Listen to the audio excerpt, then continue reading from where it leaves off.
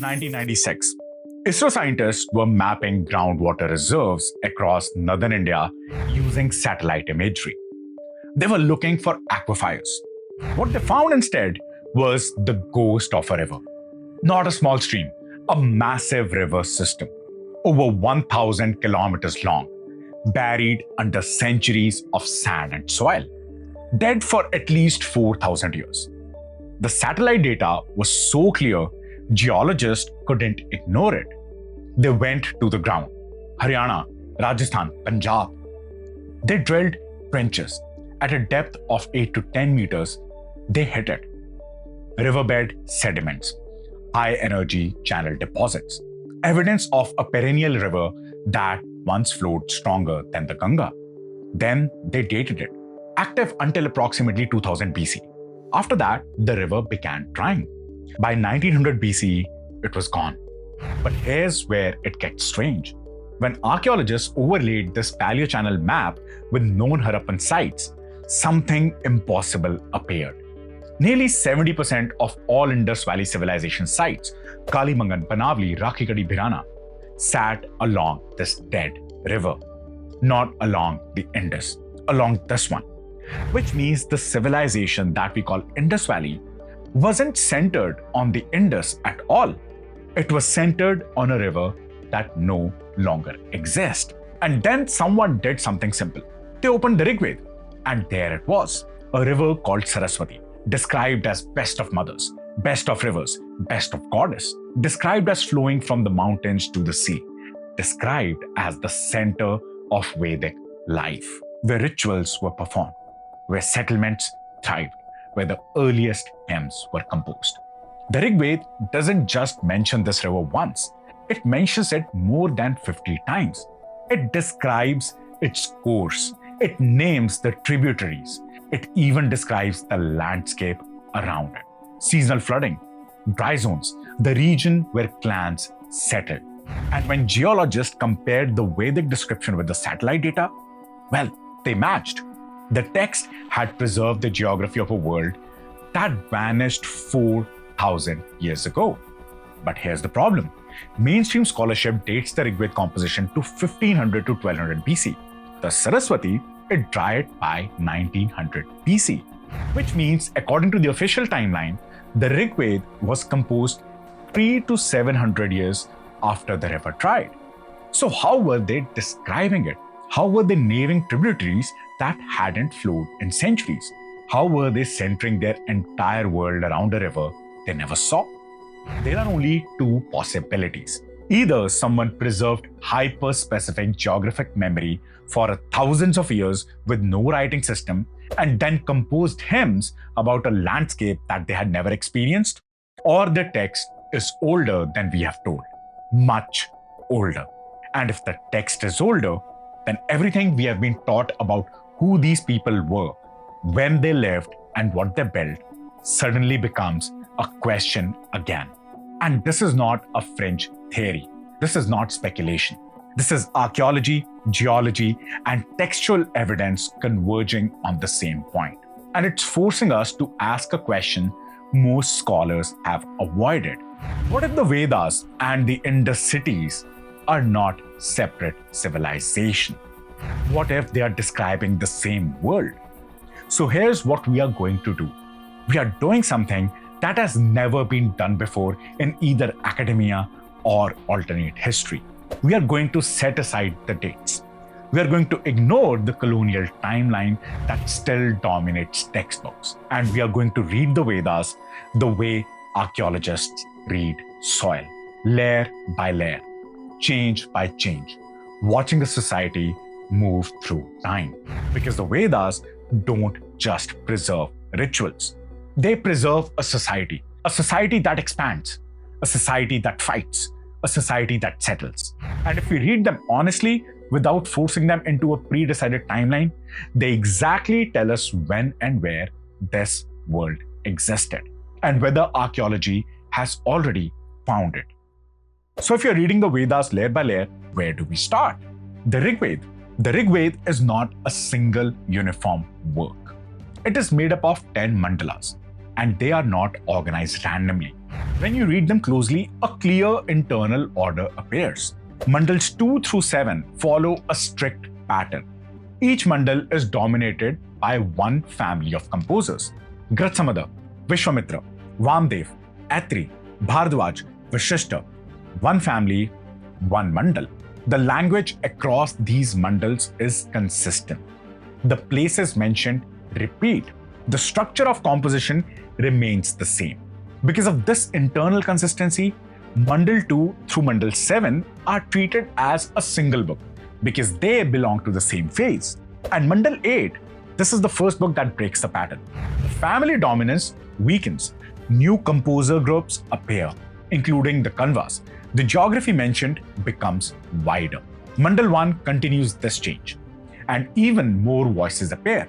The internal uniformity is no longer present, and Mandal 10 stands apart from all others. The tone is different, the concerns are different, the style doesn't match Mandal 2 through 7. This ordering is not based on later traditions. It comes directly from the text itself.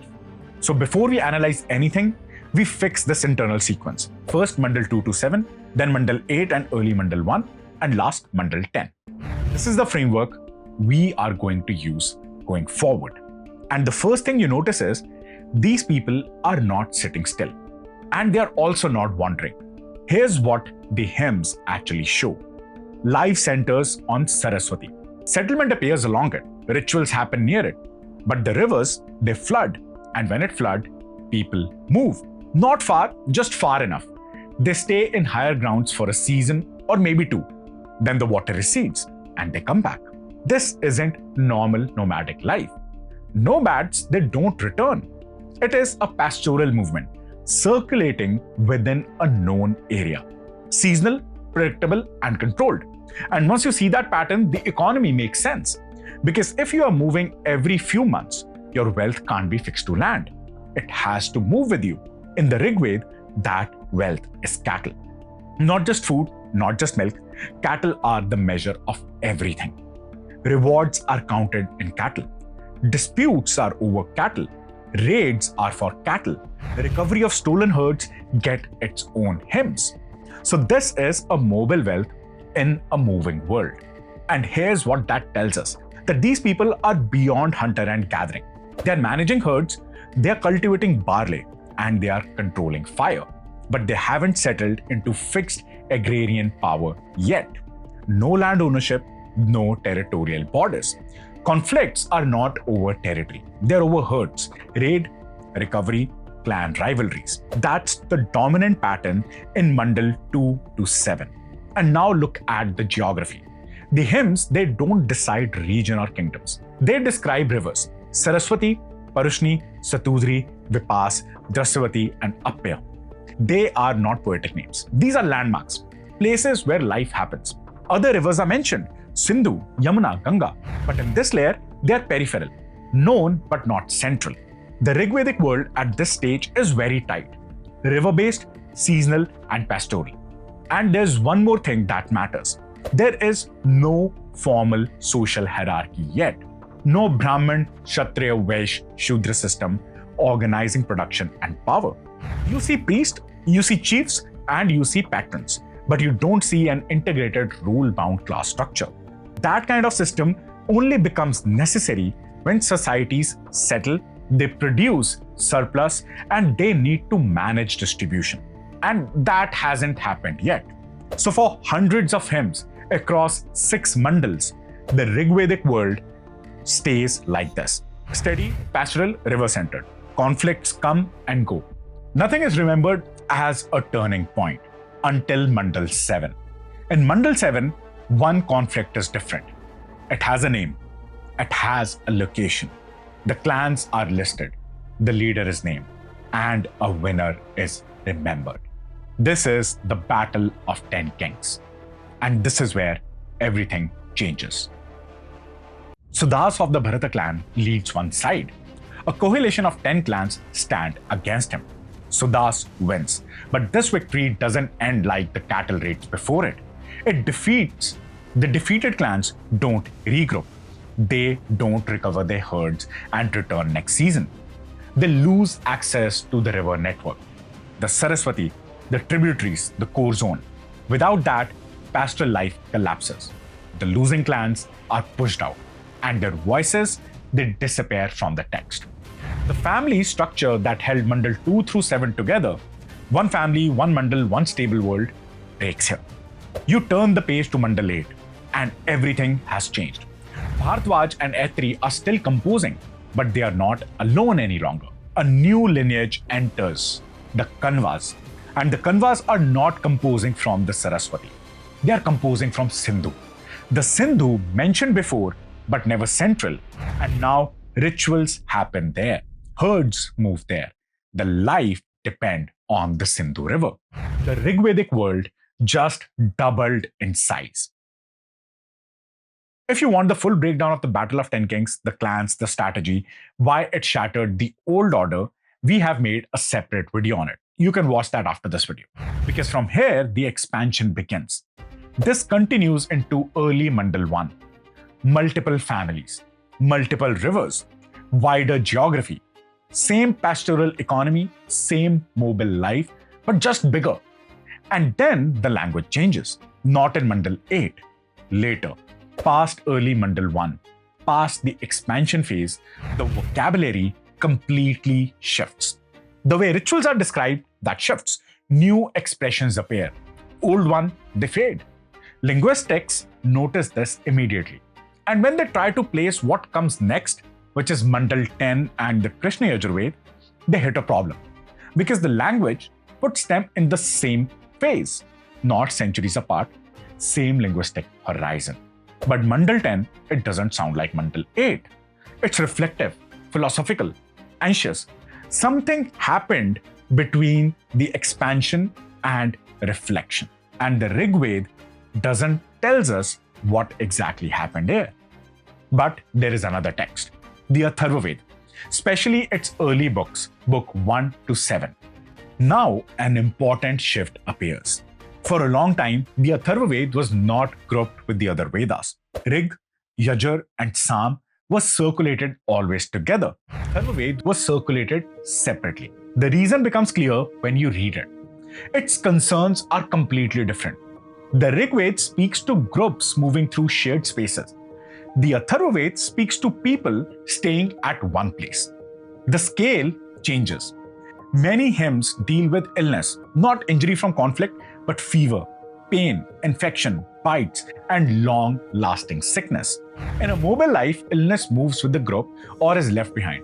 In a fixed life, illness stays with the person and the house. That is why these hymns focus on healing the body over time. Food also appears differently. The Atharvaveda repeatedly refers to protecting grain, milk, and supplies.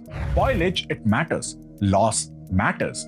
These concerns only exist when food is stored in one place. Danger changes as well. Earlier hymns focuses on threats coming from outside the clans, raids, clashes. Here, danger is close.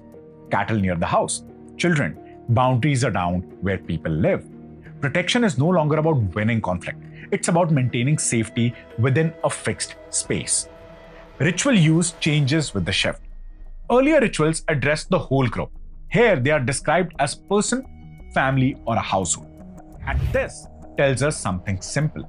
The basic unit of life is no longer the moving clan. It is the house. Atharvaveda preserves this stage clearly. After expansion, before large-scale reflection, life slows. People remain in one place long enough for new problems to appear. This is not a city life. There are no signals of urban system yet. This is the early fixed life. Rural, stable, and domestic. And once this stage exists, another change becomes possible. When people stay long enough, death must be managed. Marriage must be formalized. Lineage must be remembered. And that is the shift that appears in Mandal 10. Mandal 10 does not add new land. It does not add new deities. It adds new responsibilities. The first visible change is how death is handled. In early mandalas, death appears briefly. Someone dies in conflict, the hymn moves on. In Mandal 10, death is treated in detail. Hymns describe what is done when a person dies, where the body is placed, what actions are performed by the living, and what follows after. Both burial and cremation appears here. No single method dominates yet. And this tells us that this community is still adjusting. But death is no longer incidental. It requires coordination, repeated action, shared understanding. This only becomes necessary when people remain connected after someone dies. And the second change that appears is marriage. Marriage existed earlier, but it was not structured. In Mandala 10, marriage is performed through defined steps. Roles are assigned.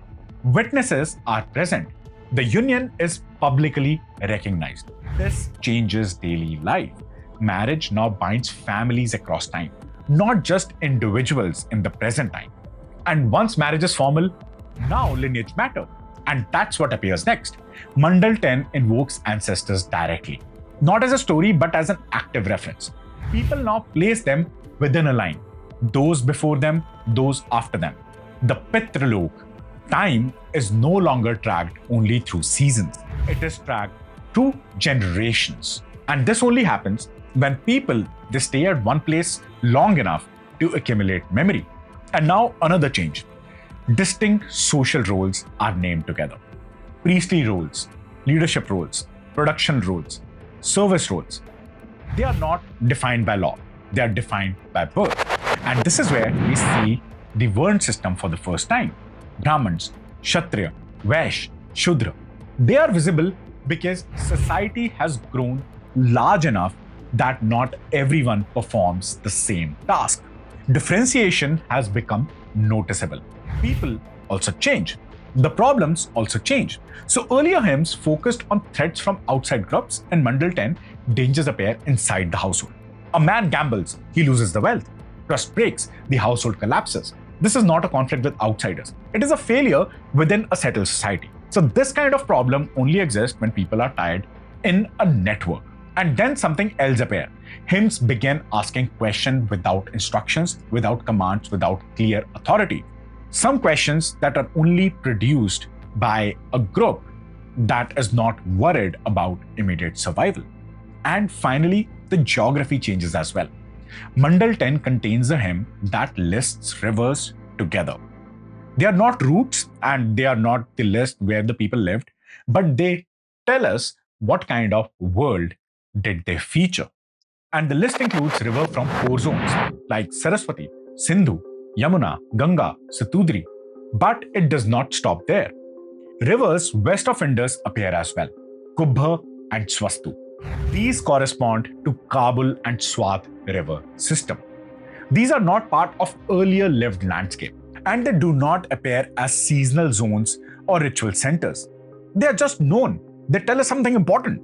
The society now remembers the land it not only occupies, but it has a geographical knowledge which expands their 7 river horizon.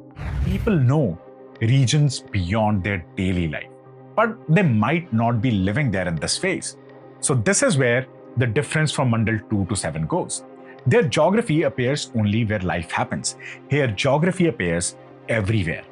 From Kabul in the west to Ganga in the east. The world described is larger than the world inhabited. So what does Mandala 10 show us? Mandala 10 shows us that the society is already settled. We can't say that if they are still cities, villages or towns, but we know that they were staying at one place long enough that the household problems now matter. And there is a system to the society that is required. That's why we have marriage, lineage, deaths. Everything is now associated with rituals. And everything is now dealt as a society. Social roles are visible, which tells us that there was some kind of system that was active.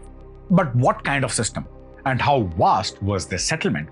These questions are not answered in Mandala 10. And this is where the Krishna Yajurveda begins.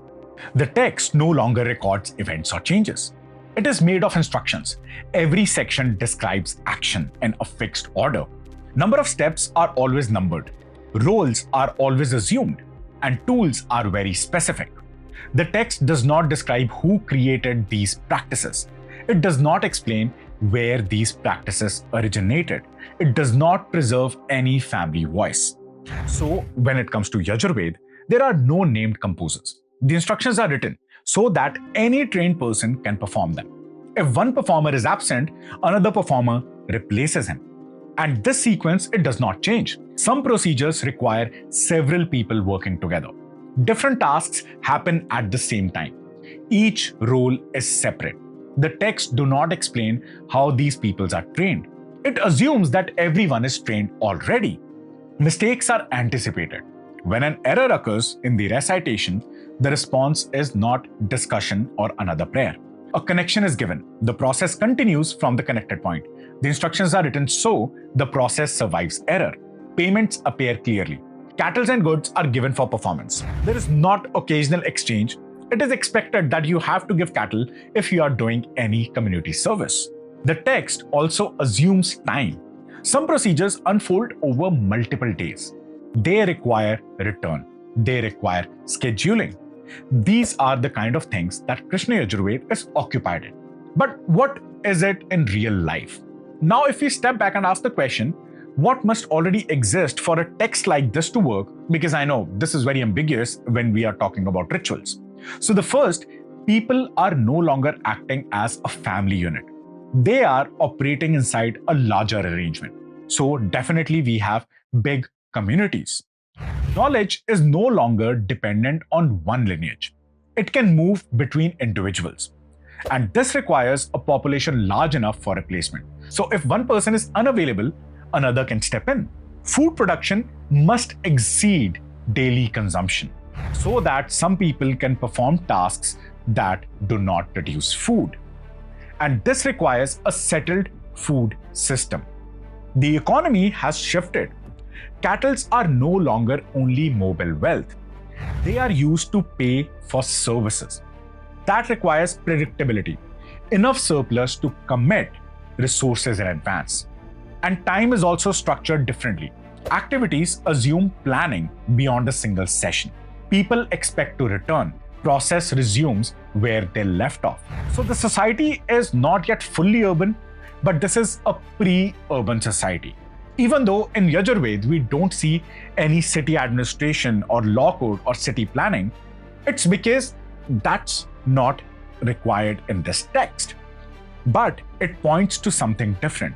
It points to villages and clustered settlements, places where people remain long enough for Gurukul system to exist, places where system can run without depending on a single person.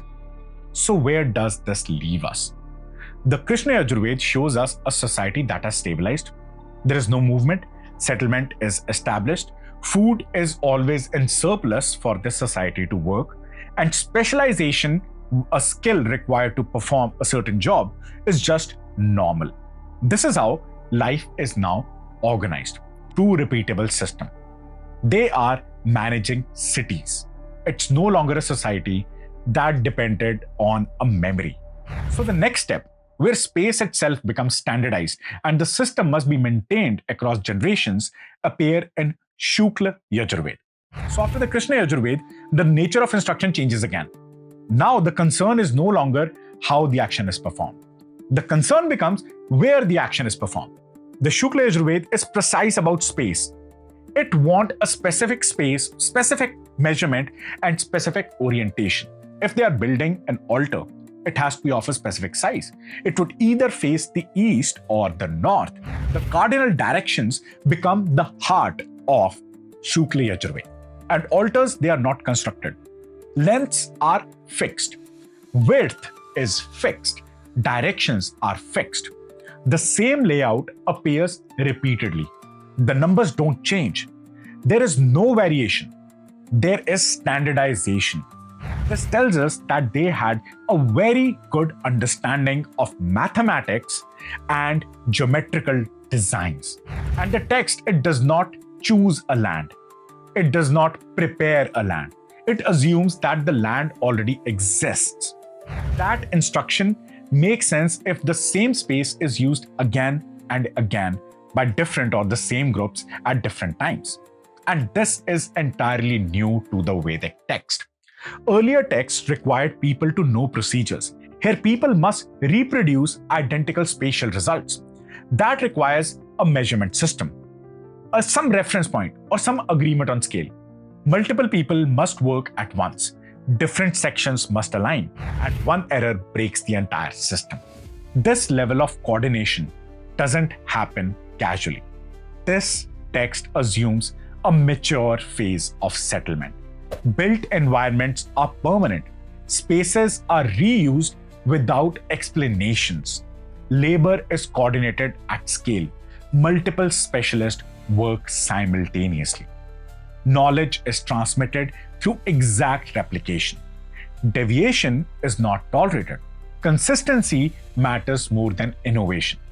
The society behind this text is not expanding any longer. It is maintaining an existing civilization. There is no concern with survival, no concern with household instability. Those problems, they have just disappeared. Here the system is expected to hold itself. People, they stay. The spaces remain where they are. The layouts are the same. And this requires dense settlement, stable infrastructure, long-term planning. So the Shukla Yajurveda, it does not describe a civilization being started. It assumes a civilization already exists. So let's go back and zoom out and look at the entire text all over again. The Rigveda preserves memory of pastoral people, memory of clans and rituals performed during a conflict time. The Atharvaveda records early fixed life. The Krishna Yajurveda organizes the system. The Shukla Yajurveda maintains standardized space. At this point, society is not forming. The operation is a scale. This is the mature phase of the Vedic civilization. And once society reaches this stage, its material traces no longer disappear with people. They remain in the ground. And that is where archaeology begins. Across the Vedic text, a clear sequence appears. Early life, mobile, then expansion, then settlement, then reflection, then regulation, and then maintenance. Memory gives away to system. Systems give away to standardized space. This is the arc the text preserves. Now compare that with the archaeology. In the ground, we don't see single rise and collapse. We always see phases. A dense urban peak, then a regional reorganization, then stable villages and town networks, then population shift, and then urban concentration again. Agriculture, it doesn't disappear. Settlement doesn't disappear. What changes is scale, standardization, and where density concentrates. So the question is no longer vague. It is very precise. Where does a society that is pastoral with a very minimal farming, to settlement and handling the first settlement problems, to institutionalizing a regulation, and then to spatial maintenance fits inside the archaeological pattern? Is it before the mature Harappan peak, during the late Harappan reorganization, or inside a long corridor between Harappan restructuring and early historic urbanism?